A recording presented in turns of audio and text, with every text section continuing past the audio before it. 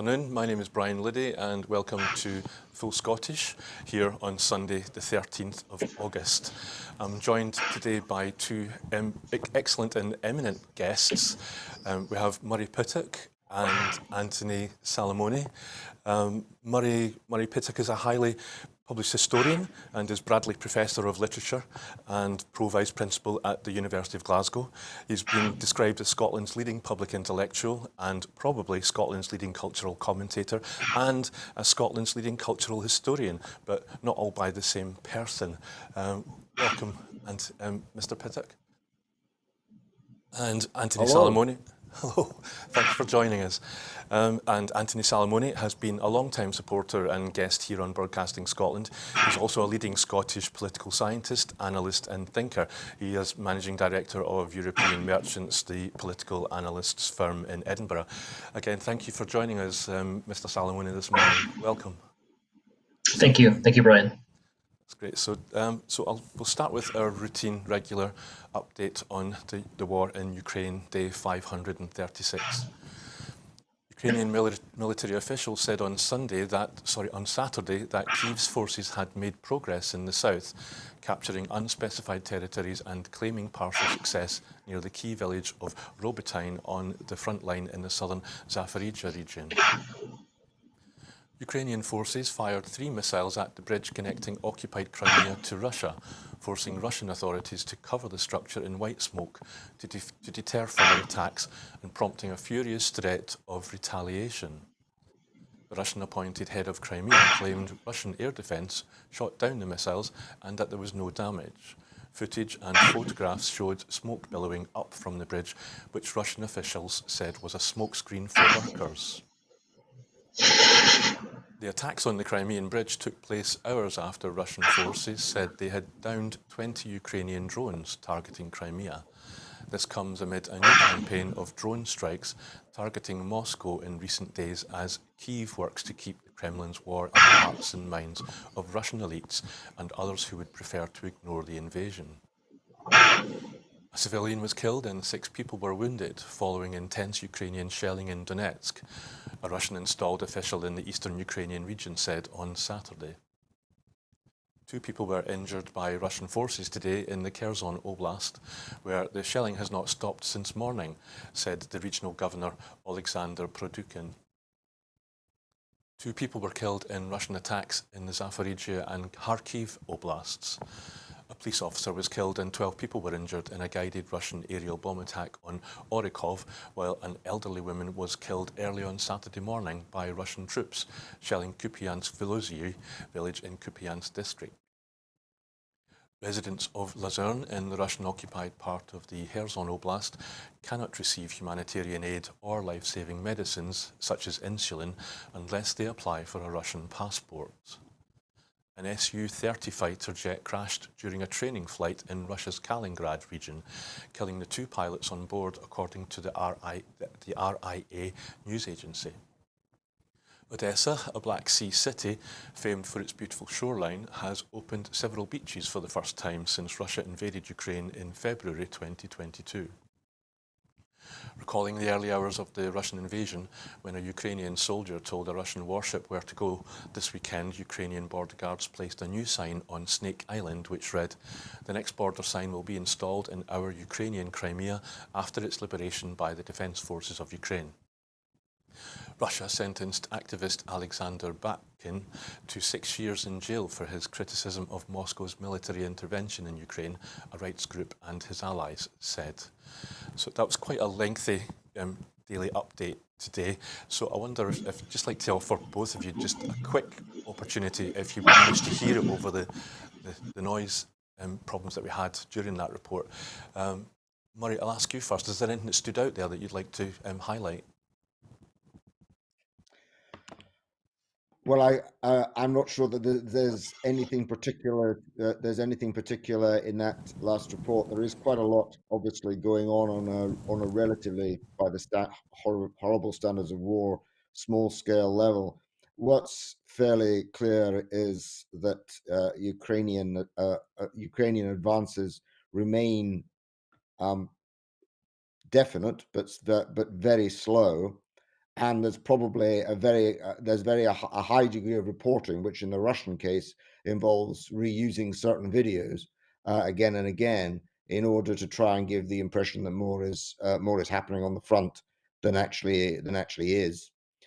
So it's not exactly a stalemate, but it's not enormous. It's not actually an enormously moving and rapid phase of the war. It's a grinding phase of the war, and it's obviously costing a lot of lives. Thank you. So it seems to have plateaued. Anthony, have you got anything that you want to add? Well, despite the fact that Russia is the aggressor here, the principal strategy that I think Putin and his associates are trying to uh, base themselves from is that Russia can outlast its opponents, outlast Ukraine, or more importantly, Ukraine's supporters in the West, so the United States and the European Union, other countries like the UK. That there will be fatigue on the side of Ukraine's allies in terms of their financial and military and other support for Ukraine, and that Russia, by virtue of its larger size and population, can outlast them. I hope very much that's not the case. But of course, there are challenges given that it's unclear who will be the president of the US after the 2024 election. For instance, if Donald Trump were to win, that would radically change, most likely, the stance of the United States, which is, alongside the European Union, the largest contributor to the Ukrainian war effort, but also fatigue perhaps within parts of the European Union, elements of certainly not pro-Russian sentiment, but those who would be more favorable to seeing some sort of compromise towards a peace settlement that involved Ukraine giving up territory, for instance, which is not palatable to Ukraine. So, holding together the pro-Ukraine coalition is probably the most important thing to enabling Ukraine to continue to defend itself. Thank you, Anthony. I'll move on to our first item, which is the European Court of Human Rights, and in specific relation to the barges that are being used to house asylum seekers. With all normal or safe routes into the UK closed for asylum seekers, the UK government is focusing on stopping the boats. Indeed, this week they had what they called the Small Boats Week, which was supposed to show that this policy is working and is a good thing. So to stopping the boats to prevent asylum seekers reaching the UK, now the immigration minister is threatening to withdraw from the ECHR because they don't want to respect the human rights of asylum seekers. However, the ECHR does not only protect other people, it protects all of us. Anthony, I think I'd like to come to you first, because you're our expert on European matters. Stop the Boats Week that the government highlighted seems to have been a bit of a disaster. The generic on Wednesday said barges were used to house British oil and gas workers, and if it was good enough for them, then it was good enough for migrants. But now it turns out that none of these illegal immigrants, as the Tory government would call them, they've all been evacuated because of Legionella. What would you like to say in terms of this episode and the Tories wanting to take away the European Court of Human Rights, or take Britain out of the European Court of Human Rights? Well, firstly, in terms of the so-called Small Boats Week, I think that represents sort of the worst of the performative element of politics that we've seen today, because it has very little to do with ensuring that people who are applying for asylum can have their claims heard, and if they're deemed to be refugees, to receive the protection that they require under law. So that sort of element aside, but in terms of the wider question of the UK's relationship with the ECHR, it's been a conservative talking point for years now, going back to at least David Cameron's government in the 2010s, about the idea that the UK should leave the European Convention on Human Rights because of allegedly unfavorable or frustrating court rulings in respect of individuals' rights in one topic or another. And that's something which I think has continued under various administrations, and also points to a frustration or an inability to accept that the idea that there could be a European level, or indeed an international level outside of the Westminster bubble, that could take decisions that would bind Westminster from acting in particular ways that they want to, from being unconstrained in effect. But of course, that's the whole point of European level institutions, to provide an additional level of protection and oversight as a consequence of our history on the continent of Europe, and of course, particularly in the post-World War II context. So, I think that we were just speaking about the war in Ukraine. I think that war has changed the context for at least the practicality of the conservative thinking on the UK withdrawing from this ECHR, because of course the only countries that aren't in the ECHR in terms of what we normally define as Europe are Russia and Belarus. And it would be rather strange and untenable and rather absurd for the UK to be joining that club by withdrawing from the convention. So I think the war has had an impact on the likelihood of the Conservatives following through on this pledge or threat or however you want to describe it. But it hasn't stopped the political debate of it, which I imagine will continue. But needless to say, it's not not normal for not only the threat of withdrawal, but for the UK government to say, as they did at least several weeks or months ago, that their decision on whether or not to proceed with withdrawal would be based in part on what the European Court of Human Rights in Strasbourg decided, for instance, on its Rwanda policy. So the threat being to the members of the court that if you rule in a way that we don't like, then we'll withdraw the convention. That's not the way to behave toward a judiciary, whether it's based in Strasbourg or based anywhere in the UK. Thank you, Anthony. So basically you see it as a threat. Murray, I'm interested in the Glasgow City Council's response to the notion that a barge should be placed on the Clyde. And also I've got a printout here of the 14 articles that make up the European Convention on Human Rights. And by my reckoning, the UK government has breached at least 6 of them in relation to this. The small boats and these barges. And is there anything maybe that you might want to say in response to Anthony's answer? Well, first of all, I think if we were talking about the ECHR, I got a terrible feeling that quite a number of EU member states have also breached it with regard to refugee and illegal immigrant rights and rights to be heard and rights of access. I'm not too sure that the UK is completely out on its own on this one, but the UK is certainly weaponizing the issue, and in doing so, it's returning to an issue, to something which has been on the agenda for 6 or 7 years now. It's really a Brexit-related issue, withdrawal from the European Commission of Human Rights and ceasing to be a supporter of the UK Charter, the European Charter, which the UK was a founding signatory at the beginning of the 1950s. And I think this red meat issue, which of course is being currently raised in the context of the finding of the court over the Rwanda deportation plans. This issue benefited, certainly in the pages of the tabloid newspapers and in general discussion in the UK, with conflation with the EU. That is what has driven this throughout. There's very poor understanding that the founding group for the Court of Human Rights of the Council of Europe, that almost half the Council of Europe members are not members of the EU, and that the judiciary of the European Court is a separate entity from EU institutions. So this has always benefited from should we say, the Brexit agenda, the idea that it's another EU institution that the UK is going to withdraw from. And it's been very poorly understood. It isn't an EU institution at all.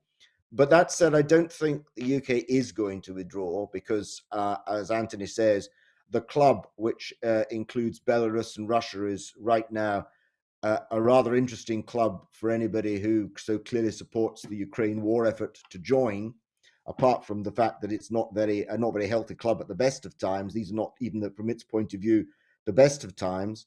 They would create enormous and immediate and additional problems over the Good Friday Agreement, which already has got enough problems with the protocol and the revisiting of the protocol and the compromises around the protocol and the unacceptability of all that to the DUP in Northern Ireland. And given the number of the things which are actually guaranteed under the 14 points, the ability to remove those things for domestic citizens would create a social media whirlwind almost immediately. So I don't think they're going to do this. I think what they're doing is they're trying to ensure people who are poll watchers will have seen a Vote for Reform UK in the polls, which goes up to around about 10%, depending on the poll. They're trying to ensure that this rather shadowy vote, which I'm absolutely certain Reform UK are not going to get 10% of the vote in the general election, the people who are saying that to the polls will come to the Conservative Party. And certainly, at least in terms of one recent poll, that would have put the Tories within a very few points of Labour. It's wider in other polls. But basically, getting this group on side who are much more interested in this kind of hard right dog whistle politics is really important to the middle of the road Conservative prospects of being re-elected in 2024. And so I don't expect this weaponization will go away, but I also expect that it won't transpire because it would be such rotten publicity for it to actually happen. It's a useful thing to try and to show that you're patriotic with, to an audience who are largely confused about where human rights sits in the panoply of European or institutions, and who tend to associate it erroneously with the EU. And that's, of course, by media design, I have to say. Okay, thank you, Murray. Yeah, I suspect you're right. I should have said that if Britain were to leave the ECHR, it would join the only other two countries that are outside it, which is Belarus and Russia. So quite an exclusive and incredible club that would be. And yeah, I would say that you're right. That to me it seems that this is just Brexit 2.0. But I'll move on to our next item. So Scotland where it did. Scotland was famed in a week where Scottish education has done very well. Scotland was famed for education, but with results day on Tuesday and a report this week saying that St Andrews students are the most positive in the UK, with 3 other Scottish universities in the survey's top 10. How does Scottish education compare now? Murray, I'd like to come to you first as a historian and somebody who works in academia. I've got a theory, and you could please tell me if I'm right or I'm wrong, that the Reformation and the disruption both had a huge influence on Scottish education and helped create that notion, or that Scotland had the best education system in the world. So I just wonder if you could maybe either elaborate that and tell me whether I'm wrong. Well, I think that those are certainly part of the development, though I probably wouldn't place so much emphasis on the disruption myself. But I would also say that actually this was very clear by the late medieval period, and probably I would go for the 1496 Education Act rather than the 1696 Education Act as important as a landmark. But even by that time, many of the major boroughs had got grammar schools dating back to the 12th century. And historically speaking, I think the roots lie earlier. A Presbyterian country was quite likely to attribute the benefits of its institutions to the Reformation, but the story is a longer one than that, is what I would say. And that's clearly shown also in the universities, which, with one exception, are the ancient universities of Scotland were not post-Reformation, were not a post-Reformation foundations, but were pre-Reformation foundations. So I'd say it is before 1560. One needs to look for the roots of Scottish education. I mean, I certainly say that actually one of the key things there was it was a very strong associational tool. From family, kin, patronage, locality, strong associations with school, and to some extent, of course, a much smaller body with university graduates and those who studied there in the medieval and early modern period. Very important for the development of Scottish overseas networks in that period. Where does it stand? Where does it stand now? Huge question. I mean, I could talk about school education, but I think you're inviting me to talk about universities. I think one of the things to note about universities is that because domestic students, and first of all, domestic students in Scotland don't pay fees on the English model, and I have to say it's quite likely that students generally will be more content when they know that they're not in a position of incurring very large debts, and where there isn't a lot of adverse press coverage about the nature of those debts. So that, I think, is to the Scottish sector's advantage. Some universities, such as St Andrews and others, have got a long history of having very strong and positive relations with our undergraduate community and having very strong responses and positivity from undergraduates. And a lot of the universities also are connected, and that goes back to their medieval regional roots. They're connected to their cities. They're connected to the places they're in a way which has not until recently always been true of English universities in large cities in England, which are both more recent and often not quite so connected to the institutions the institutions and governance of those cities. So all of those things come together, and of course, Scotland's universities score very highly in terms of both spin-out companies. That's 22% of the UK level, and in terms of universities in the top 100 in the world, and in terms of providing some of the leading citations, but surpassed only by Switzerland in the world per capita for science and arts and humanities publications. So Scotland's universities are extremely successful. I think the issue is they're also international and global institutions in some cases, and we must all be very careful, I think, in Scotland to realise that that our major universities are not just domestic institutions. They're institutions which do put Scotland on a world stage, can help to put Scotland on a world stage, and have a diversity of mission which is not reconcilable with a simplistic government policy or approach towards the sector.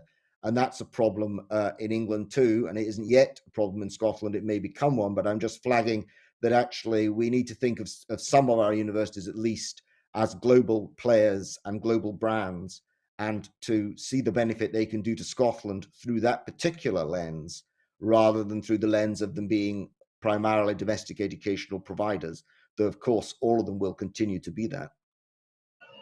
Thank you, Murray. It's an interesting challenge then. And I appreciate what you're saying about Scottish students or students studying in Scotland. Their contentment might come from the fact that it's that old saying, if there's no money coming in the door, then love goes out the window. But Anthony, coming to you, this idea that, I don't know if you realise maybe that the Scottish Parliament in 1560 said made it that Scottish that education would be free for all children at school in Scotland, and ever since then. How do you think we keep hearing media is going to be one of the things we're going to be talking about later, Scotland's media, yet we hear in Scotland in the media that Scottish education was the best but is now failing.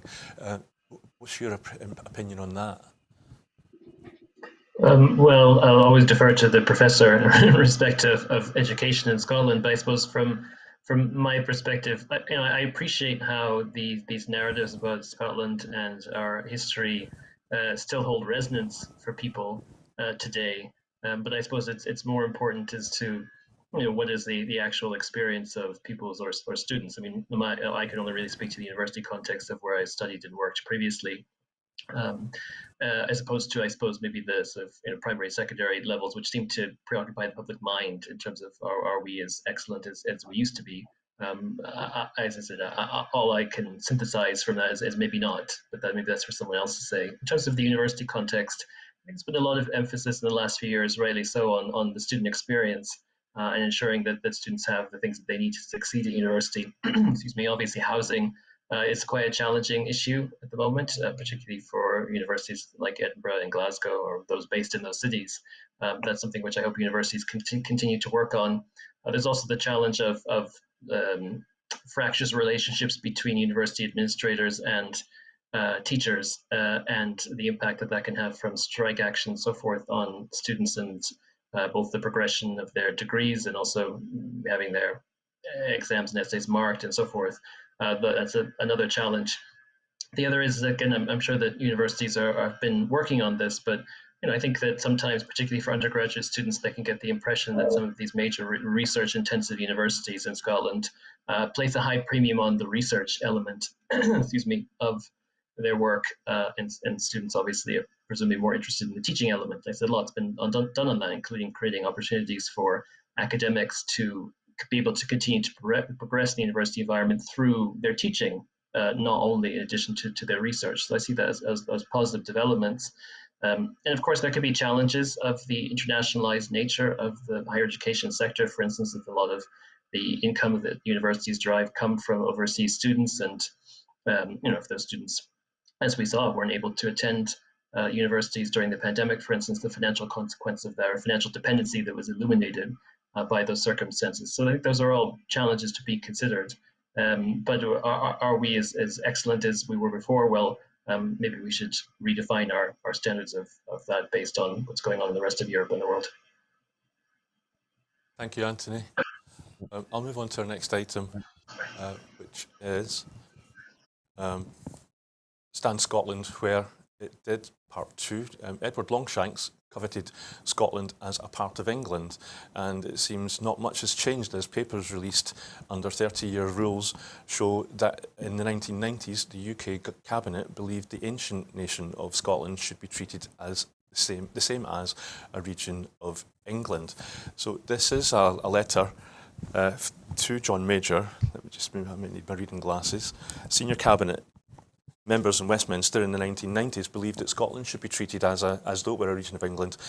Former Conservative Prime Minister John Major endorsed plans in 1993 to shift responsibility for a handful of government agencies from London to Edinburgh in a bid to stave off a growing desire for a Scottish Parliament. However, correspondence kept secret for decades has shown many of his ministers expressed concerns over the possibility of powers for Scotland. And I would kind of say that history has a way of repeating itself. There's the famous quote from Boris Johnson where he said that a pound spent in Croydon was more important than a pound spent in Strathclyde. Who to come to first? Murray, what's your thoughts on this piece?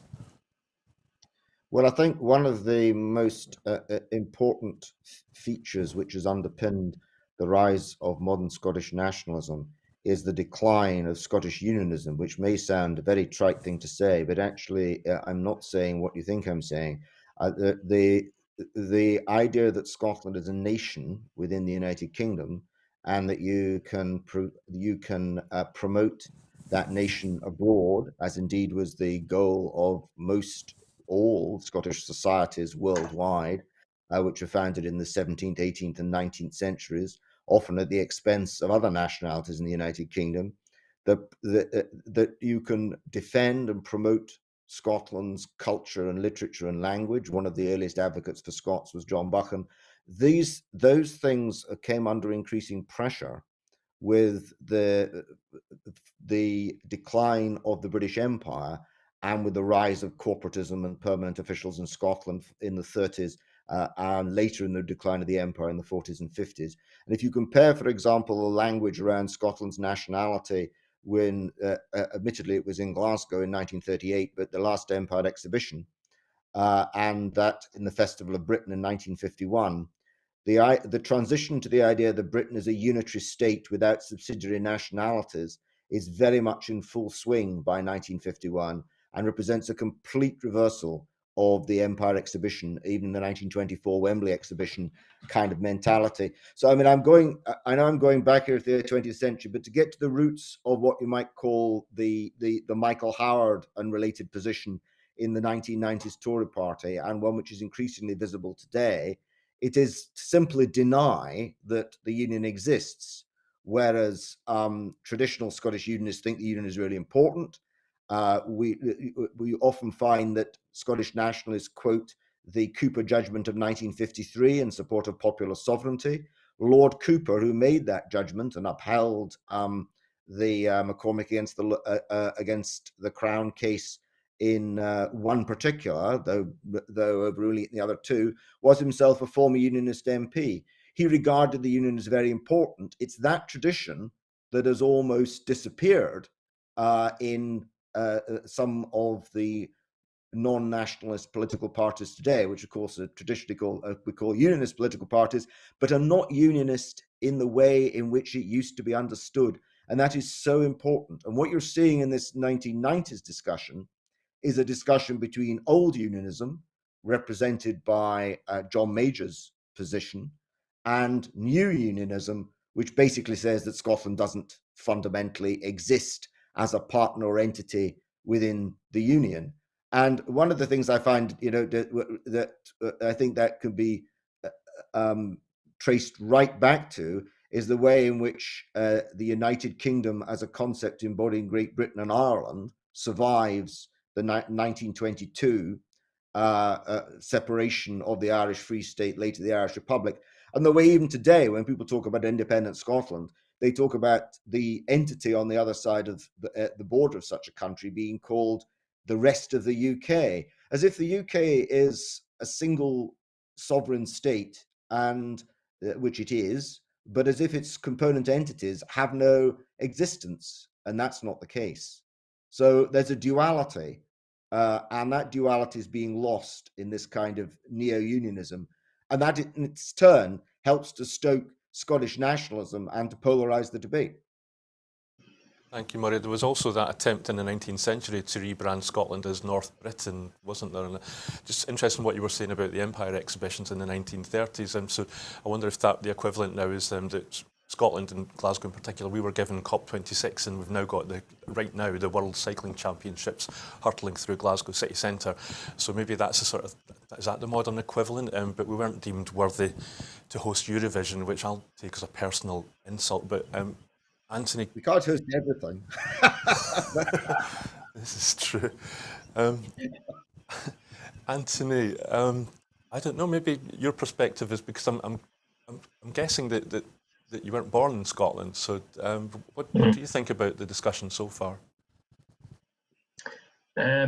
So I think I would very much echo Murray's point about this polarization of options of viewing Scotland in terms of thinking it either that if, for instance, you're in favor of independence and you support a Scottish identity, or if you're not in favor of independence and you support a more artificial, monolithic, homogenous Britain or UK. I've not really thought about it in great detail, but I think it's certainly worth reflecting on separately. How our narrative of Britain versus the UK has developed over recent months or even weeks, which is to say that using the term British seems to be in decline, even by people who support the idea of the UK, and using UK as a noun, as an adjective, as everything seems to be extremely popular at the moment.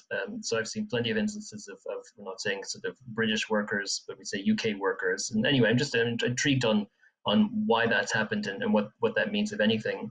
But to circle back to the wider point about Scotland's identity, I do find it strange that we're in a context increasingly where there isn't a space for people to both support the UK and to embrace Scotland's identity and history, which are both obvious.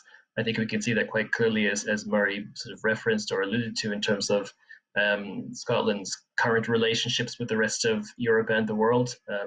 There's a lot of polarized narratives, both in the media and in public debate, certainly in Hollywood as well, in terms of whether or not it's legitimate for the Scottish government or indeed the Scottish Parliament to engage with partners in the EU or elsewhere in the world.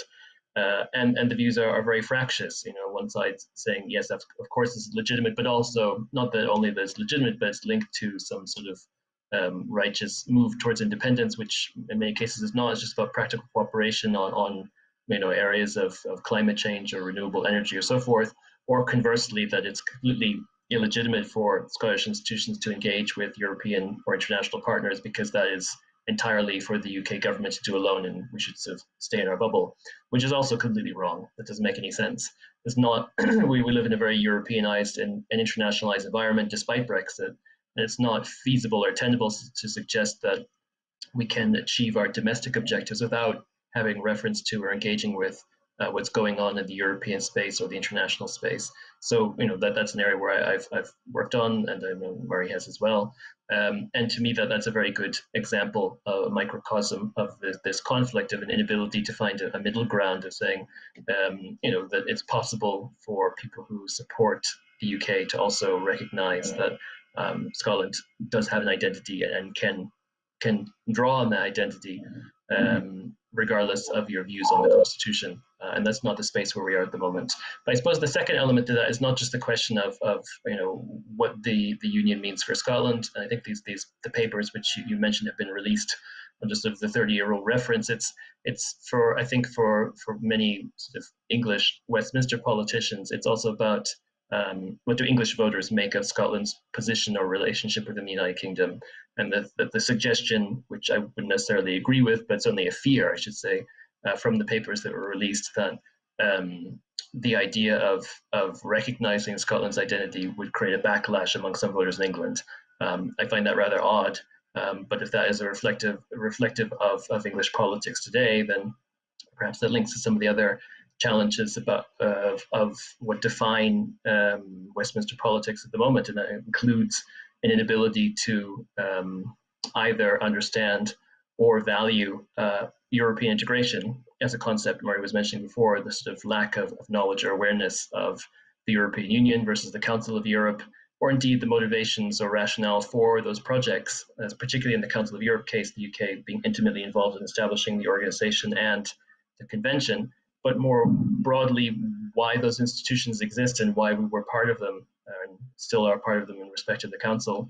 That narrative has always been absent from political discourse at Westminster level, that the European Union and the Council of Europe were created because of the horrors of World War II and the desire for Europe to do something different. And that I think that's never been internalized. And so I'm maybe I'm going on a limb here, but I think these narratives are interconnected, from an inability to understand why it makes sense to cooperate at European level, and at the same time in an unwillingness to acknowledge the diversity within the United Kingdom in terms of Scotland, but of course, as Murray alluded to, in terms of Wales and Northern Ireland as well. Thank you, Anthony. We'll move on to our next item, which is the media in Scotland. The headline in the Scotsman and the Times and the Telegraph during the week shout that Scotland would take 8 years to join the EU, despite the report published by the Scottish Government, well, not published by them, but released after an FOI inquiry, said that it could take 3 to 4 years. So what is the reality? Is it 8 years or 3 to 4 years? Just a little bit about the Telegraph article, as we will be talking about media soon. So the tone very much echoes as it was in the Times and the Scotsman. Lots of warnings and lots of simplifications. Scotland could face an 8-year wait to join the EU after independence. Civil servants warned. Warnings that Scotland would be forced to join the Euro and Schengen visa-free travel scheme, which would mean passport checks at the border between Scotland and England, with well over 30 new public bodies would have to be set up to meet the membership requirements, and that formal application could not even begin until Scotland had left the UK, and simplification in the fact that documents undermine several claims put forward by SNP leaders who have sought to claim an independent Scotland would have a quick and seamless path into the UK. Anthony, this is definitely one for you. I dare say you've read the report. I've been talking about newspaper reports of that report, but perhaps you could enlighten us more about the detail. Sure. So, I mean, the question of Scotland joining the European Union is, first of all, totemic to the independence debate, but it's also, a little bit complicated and requires a bit of understanding of how the EU works. And I regret to say that even at this late stage, I see relatively little evidence that the core parts of Scottish society, including both our political system and our media, are able to, first of all, demonstrate that sufficient understanding of how the EU works and to translate it into what they say. So, we don't have a huge amount of time here, but suffice it to say, of course, Scotland could join the European Union if it wanted to in the event of independence. It's also correct to say that Scotland could not apply to join the EU until after it had left the United Kingdom and become an independent state, because that's simply how the process works. Obviously it could prepare informally before applying, which I think would be very useful in terms of dialoguing with the UK government and with the European Union. There's so much emphasis on how long it would take, and I understand that, and I've done a lot of research on it.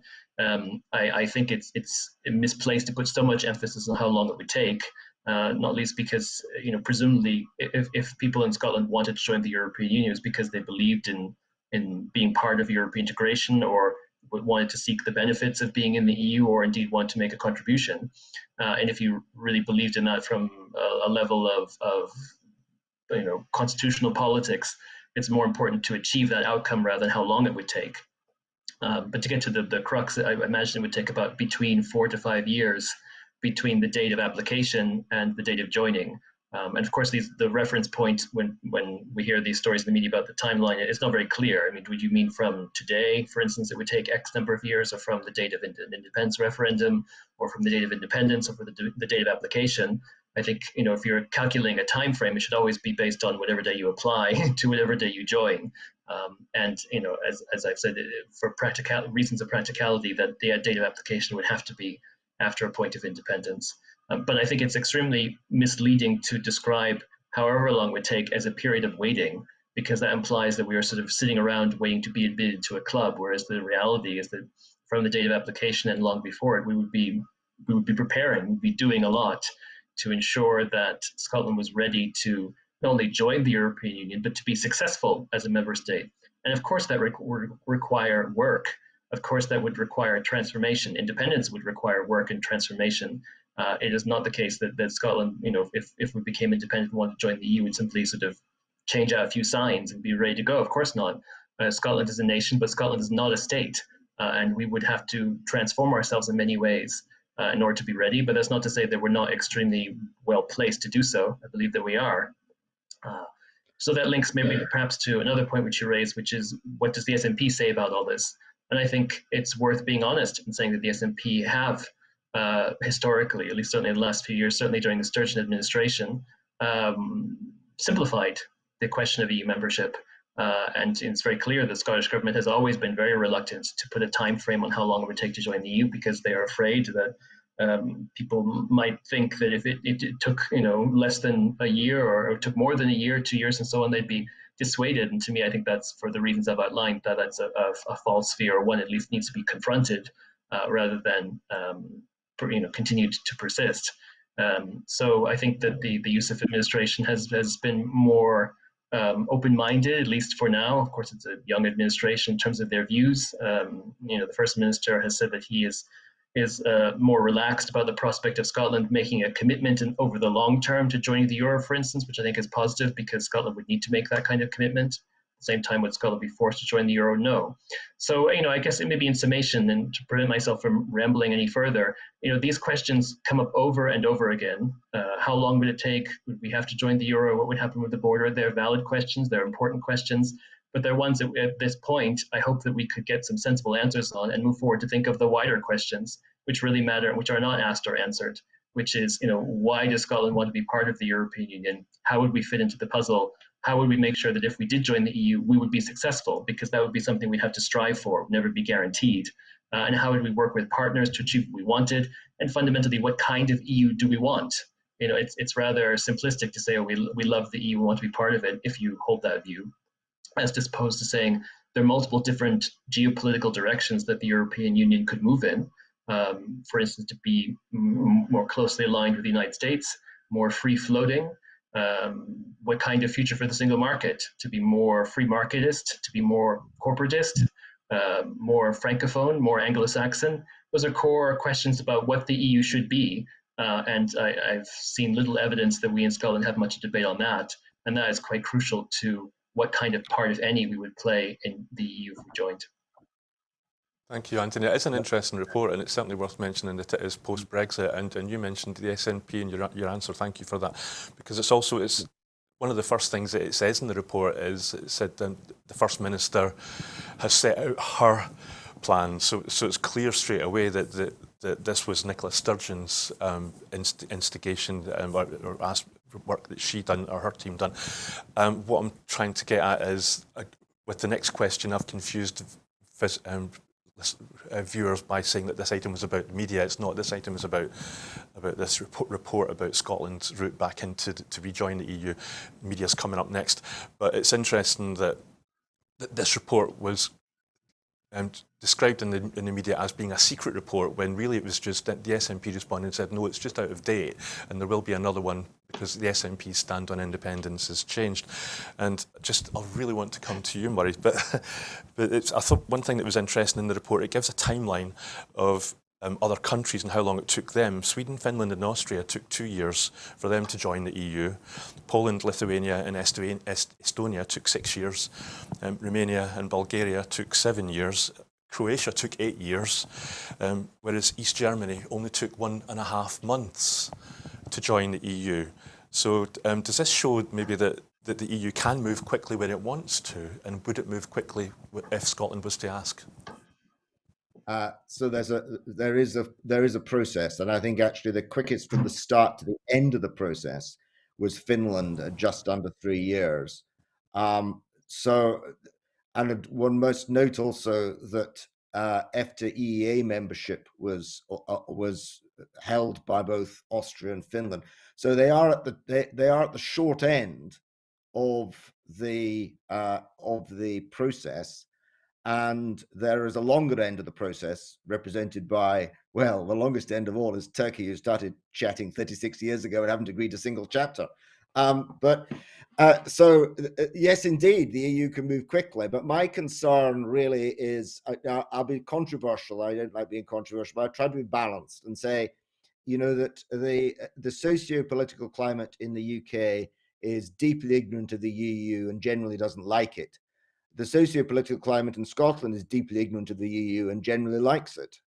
But the key thing that they both share in common is a British attitude to the EU.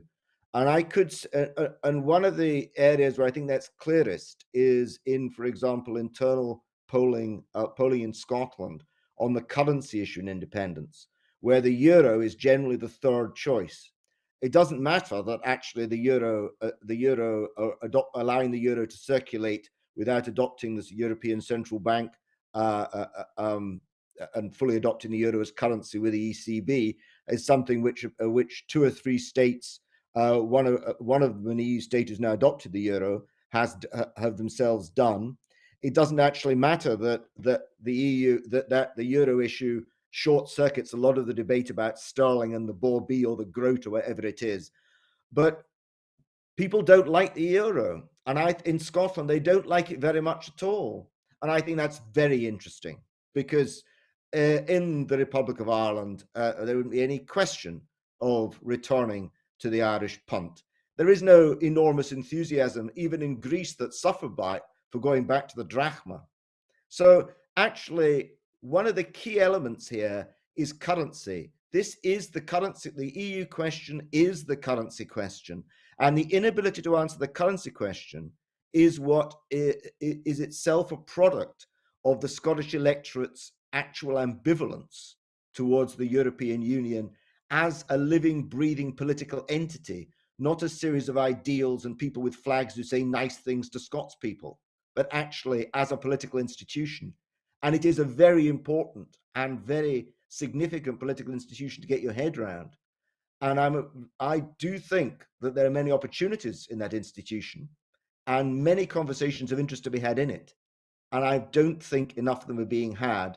And I think the UK attitude to the EU, whether or not it's an attitude of dislike or of enthusiasm, is equally one which lacks critical information and engagement, and that goes very, very deep, right to the non-appearance of UK nationals in the stagiaire scheme and the integration of the Commission civil service with member states, including and reaching out to the UK because of the very poor language skills in general across the UK, not simply in England. So those just put that on the table and say, if you want to be serious about the European Union anywhere in the UK, we've got to know what we're being serious about. And currently, the European Union is a very different beast from that which we think it is, and we need to find out what that beast is. Thank you. You're welcome. Anthony, we've actually got a minute if you want to maybe respond to that. So maybe I just start with the dates that you reference of how long it took other countries to join the EU and what relevance that has for Scotland or not. I think it's worth saying that it does not have much relevance. Murray referenced Finland, for instance, which took about 3 years to join the EU, and absolutely, sure, I think that many people who support independence would want to see that as an ideal frame of reference, needed less than 3 years frame of reference. But as Murray alluded to, it's important to remember that Finland, first of all, was already a sovereign state. Secondly, was already in EEA EFTA. The acquis was smaller, and the number of member states was smaller, so that meant that the ratification of the treaty of accession was faster. None of those dynamics exist today for Scotland. Scotland is not a state, and a core part of making sure that Scotland would be ready to join the EU would be about ensuring that the institutions of the state were created. So in many aspects where things are already devolved, it's clear that Scotland could meet the acquis.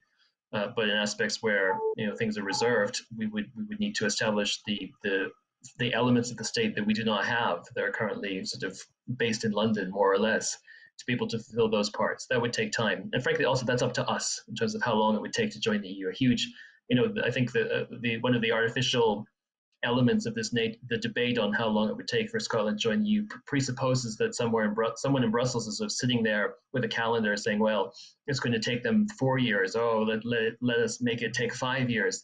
That's not the question. Of course, the political dynamics within the member states and in Brussels are very important.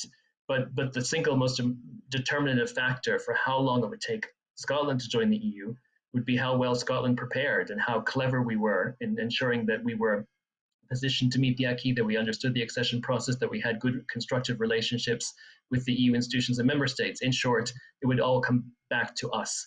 And the single most important factor of how long it would take would be us. And I know that that's less exciting in terms of a media narrative, but it's the truth of how the accession process works, certainly for a country in Scotland's position. Okay, thank you for that, Anthony. So there you have it. You heard it here first, that Scotland rejoining the EU is a bit like waiting for a bus. There is a timetable, but let's face it, the bus is going to turn up when it's going to take as long as it takes for that bus to turn up. I think that there's 10 minutes is definitely not enough. I would love to have gone into the acquis, as you mentioned, and we didn't really talk very much about the EEA and EFTA, so maybe we could do a special. So our final item this afternoon is the media in Scotland. So there's a gentleman named, let me get this, Herbert Petrie, who wrote a letter to the Press and Journal, and I hope he doesn't mind if he's watching that we're going to use his letter as a way in on this aspect or this item.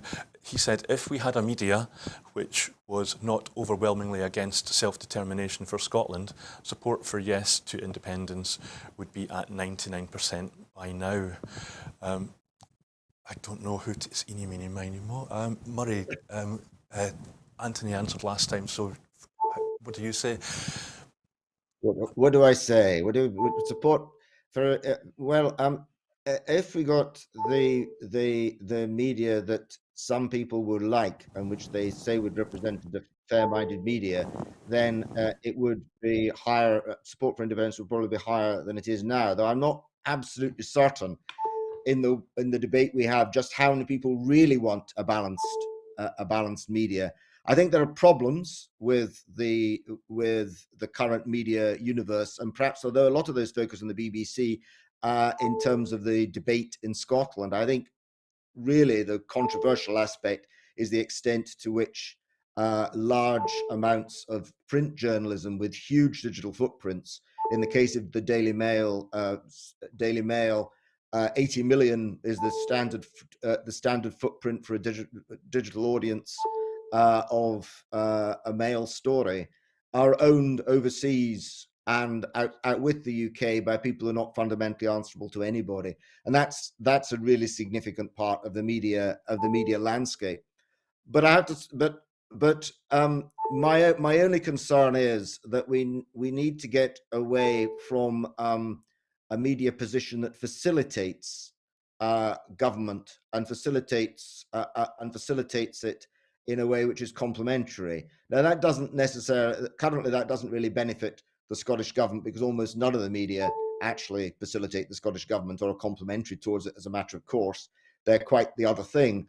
And the media have ended up producing stories which are sometimes as polarized as the general environment around them, and in fact contributing to that environment. I think there's a very insidious continuity between social media and the traditional media, as the traditional media use social media for citizen journalism, engage in social media, and measure their effectiveness in terms of reaching audience to their own, in terms of their own digital footprints and the spread of their own stories, and that creates a problem in the way the stories are put across. So I think what we need is a media which is prepared to actually be balanced. And that's a great aspiration, which, of course, the BBC have long had. but that it's one which our present media is not very clearly not fulfilling. But if we look to the last story, the 8 years into the EU story, how much was actually wrong with that story? Well, in a sense, it was designed to try and make people feel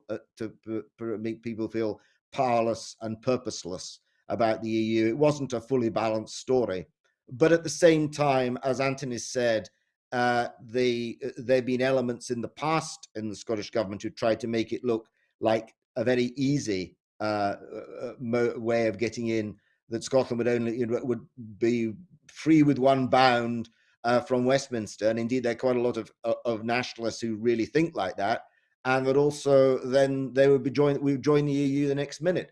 The process of building a state, if that is what Scotland decides to do, is not a fantasy of wish fulfillment. It's a long and complicated process, and the media are an important part of the scrutiny of that process. So yes, you can easily imagine a media where support for independence would be higher, but we also have a media which tends towards the polarized politics in society more generally, and is part of that current issue. And we also must expect a media to hold government to account of whichever stamp and not be its cheerleader. And if you look back at that EU story, quite clearly there was a vulnerability in some of the maximalist cases being put forward by Scottish nationalists about access to the EU, and the way in which that story is unbalanced takes advantage of that vulnerability. So that ultimately we're down to the high degree of polarization continues to dictate the way that the media reports, and to give the media an advantage as well in reporting when in avoiding holding government to account when there is a disinclination to hold our side to account throughout the whole of society. It's not surprising the media is part of that. Thank you, Murray. And Anthony, then, in response to Murray's contribution, I'm struck that owners of the national newspapers that Murray mentioned, the Daily Mail and the like, they're owned by billionaires with non-dom status. And if scrutiny is going to be important for both sides of the argument in the run-up to, say, let's say, the next any new referendum on independence in Scotland, how do we get that scrutiny then if it's not there now? Have you any ideas?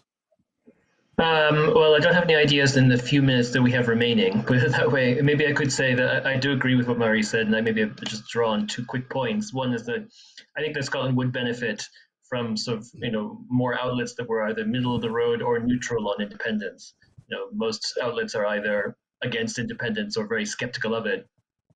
And I think that our public discourse as a whole would benefit from people who are in the middle and who had a good understanding of issues related to, for instance, EU accession and more broadly how the European Union works, indeed more broadly how the international sort of system works.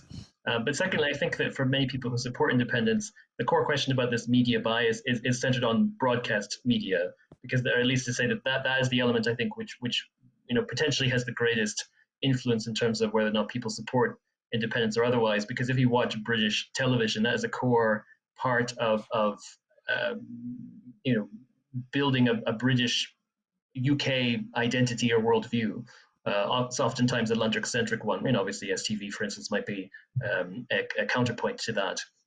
But you can see why many people support independence want to see the devolution of broadcasting, for instance.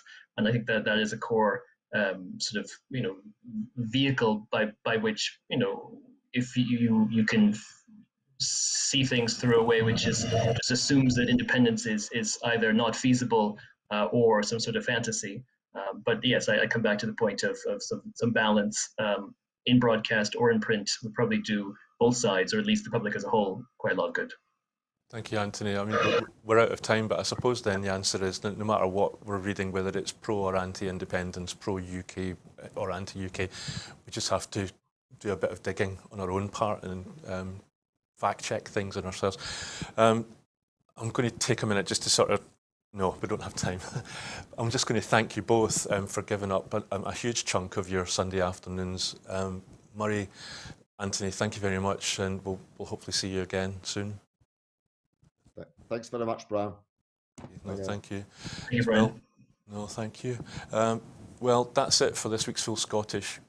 But before I go, I just want to remind you that here at Broadcasting Scotland, we depend on the generosity of our supporters. So to everyone who has donated and to everyone who has signed up to make a regular monthly payment, we thank you very much. You know that our programmes will always be free to view. However, if you can afford £5 per month, then please do consider becoming a Broadcasting Scotland supporter. Right now, we have a pressing need to raise £30,000 to pay our bills and ensure that we are able to continue making programmes like this one. We've raised almost £11,000 so far, but we urgently need to raise the remaining £19,000 as soon as possible. Just thank you once again to Murray Pittock and Anthony Salamone, who joined us here today. So goodbye and thank you for watching.